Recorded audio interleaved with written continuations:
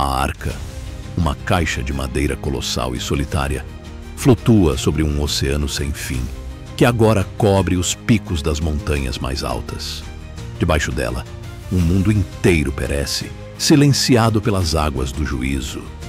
Dentro, um homem, Noé, e sua família, os únicos 8 sobreviventes de uma humanidade julgada por Deus, ouvem apenas o ranger da madeira, o som dos animais e a chuva incessante que martela o teto. Não há terra à vista, apenas água em todas as direções, um espelho cinzento de um céu que chora. Como a maldade humana chegou a um ponto que exigiu um recomeço tão brutal? E que tipo de homem foi escolhido para testemunhar o fim de tudo e o início de um novo mundo? Para entender o dilúvio que lavou o mundo e a fé do homem que sobreviveu a ele, precisamos voltar a um tempo antes da primeira gota de chuva, a um mundo que Deus, em seu próprio coração, se arrependeu de ter criado. Gênesis nos conta que, séculos após a criação, a terra estava corrompida. Não era uma corrupção sutil, era uma metástase espiritual que havia infectado toda a humanidade. A violência não era a exceção, era a norma. A imaginação dos pensamentos do coração do homem era só má continuamente.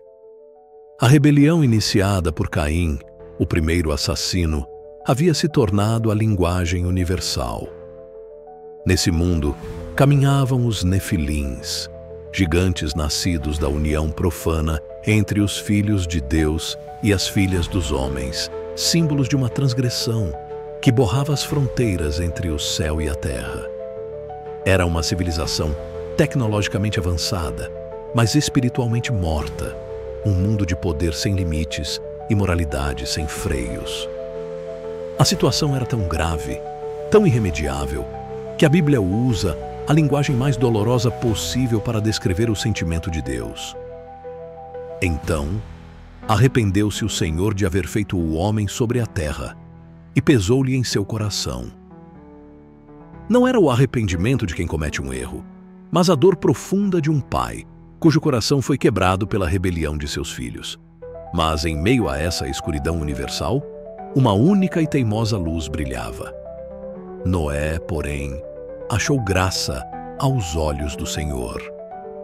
A Bíblia o descreve como um homem justo, íntegro em sua geração, e o mais importante, Noé andava com Deus. Em um mundo que havia virado as costas para o Criador, Noé caminhava na direção oposta, cultivando um relacionamento íntimo com ele. E foi a este homem que Deus revelou seu plano terrível e sua oferta de salvação. A ordem era específica e monumental: construir uma arca. As medidas eram colossais: 300 côvados de comprimento, 50 de largura, 30 de altura.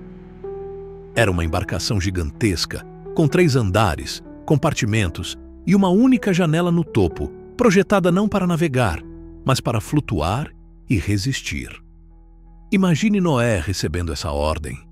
Imagine a cena: um homem de quase 600 anos, em uma terra que provavelmente nunca tinha visto um dilúvio, começando a construir o maior barco que o mundo já vira, longe de qualquer oceano.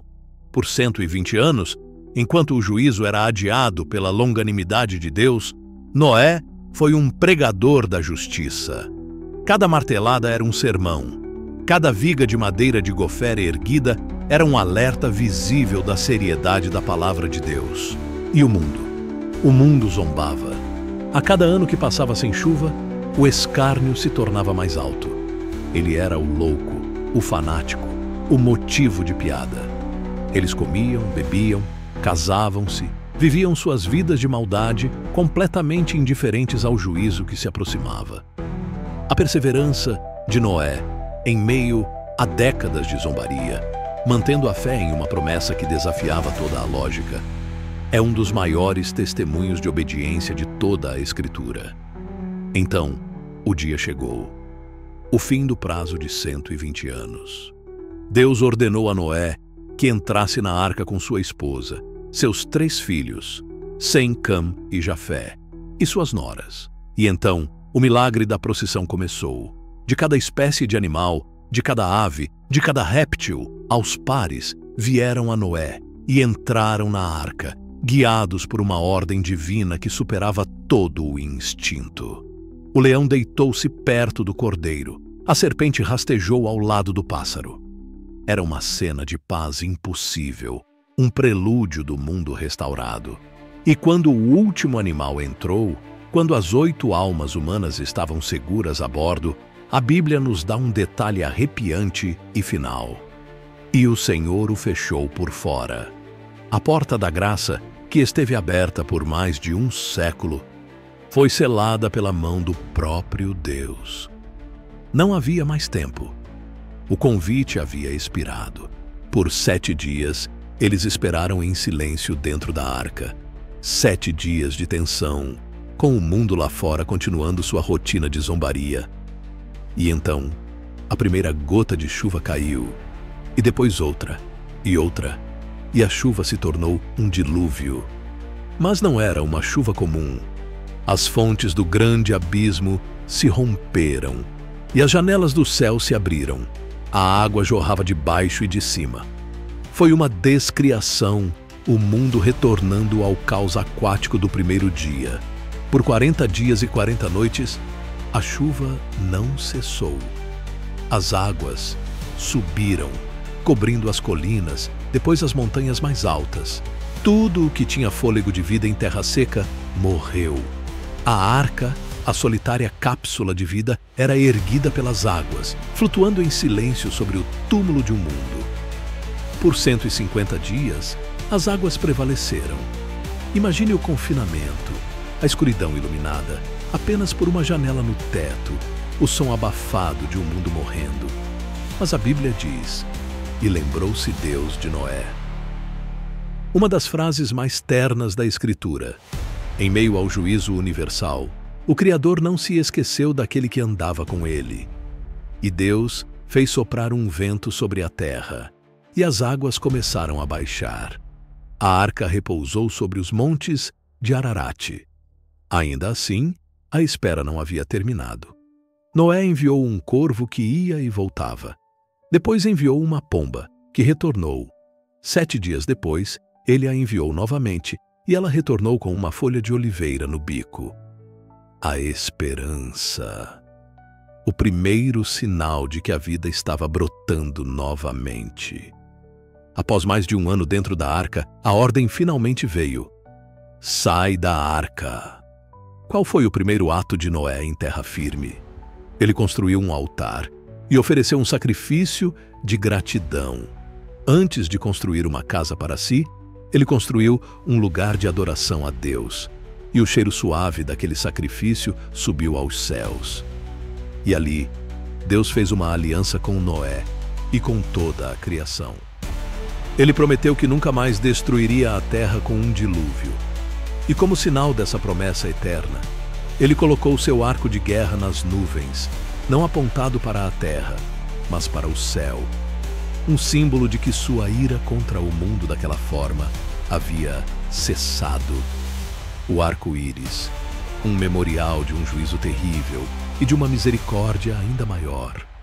Mas a história de Noé não termina em um final perfeito, e é neste ponto que ela se torna profundamente humana e trágica novamente. Noé, o homem justo, o herói da fé, planta uma vinha, se embriaga com o vinho e se deita nu em sua tenda. O mesmo homem que sobreviveu ao juízo do mundo caiu em uma falha pessoal. Seu filho Cam o vê e, em vez de honrar e cobrir a vergonha de seu pai, zomba dele para seus irmãos. Sem e Jafé, em um ato de respeito e honra, caminham de costas e cobrem a nudez de seu pai.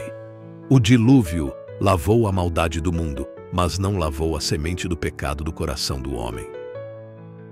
O novo começo da humanidade foi manchado pela mesma desonra que marcou o antigo. A história de Noé é a saga de um juízo cataclísmico, mas é também a prova de que a salvação não vem por nossa perfeição, mas pela graça de um Deus que, mesmo em meio à sua ira, provê um meio de escape e sela seu recomeço com uma promessa de misericórdia. Se a saga épica de Noé, com sua tragédia e sua esperança, te fez refletir sobre a justiça e a misericórdia de Deus, por favor, nos ajude a espalhar esta mensagem. Deixe o seu like para que o YouTube entenda o valor deste conteúdo e inscreva-se no canal para não perder nenhuma de nossas próximas jornadas bíblicas. A história de Noé nos deixa com muitas reflexões. Comente abaixo. Qual parte da história de Noé mais te impressiona? A obediência de construir a arca por 120 anos, a tragédia do dilúvio ou a falha humana, mesmo após a salvação? E por fim, o mais importante, compartilhe este vídeo com sua família e amigos. A história da arca é um lembrete poderoso de que, em tempos de juízo, Deus sempre provê um caminho de graça para aqueles que andam com Ele. Agradecemos por sua companhia. Fique na paz e até o próximo vídeo.